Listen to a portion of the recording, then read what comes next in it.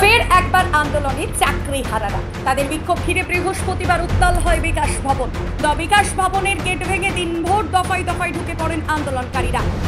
রাত বাড়তে আরো বাড়ে উত্তেজনা। আন্দোলনকারীদের উপরে লাঠিচার্জের অভিযোগ পুলিশের বিরুদ্ধে। বেশ কয়েকজন শিক্ষক ও শিক্ষাকর্মী গুরুতর আহত হন।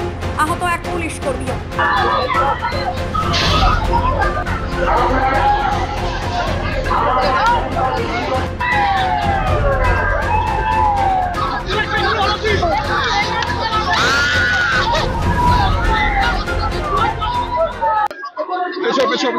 আপনি আমাকে আর কাজ করতে দিন, আমি ল অ্যান্ড অর্ডার আছে, প্লিজ কাজ করা মানে কি লাঠি চার্জ করা? এখন কি পরিস্থিতি?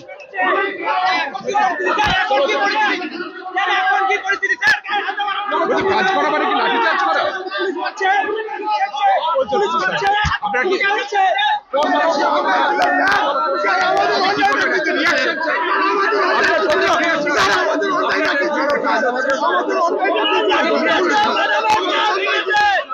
এদিকে মার খেয়েও মাটি কামড়ে বসে শিক্ষক ও শিক্ষাকর্মীরা।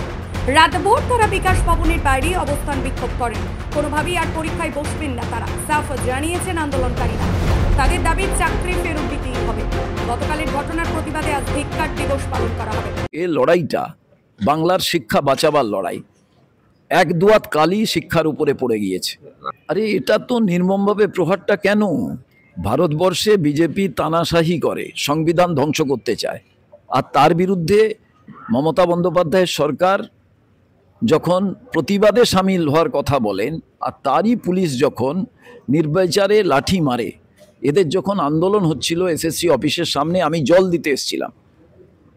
আমি দুবার জল দিই, তিনবারের বেলা পুলিশ আটকে দেয়। পুলিশ আমায় এবং আমার সাথীদের সঙ্গে যে ব্যবহার করেছিল সেদিন, আমি পুলিশ অফিসারকে বলেছিলাম, আমি প্রদেশ কংগ্রেসের সভাপতি, যে চেয়ারটায় আমি বসি ঐতিহাসিক ব্যক্তিরা এই চেয়ারে বসেছে। আপনার যেটা শোভা পায় পুলিশ অফিসার হিসেবে, খাঁকি উর্দি পরে অশোকস্তম্ভ লাগিয়ে, আমি ওই চেয়ারে বসা মানুষ হিসেবে অন্য কোনো বাজে কথা আপনাকে বলতে পারি না।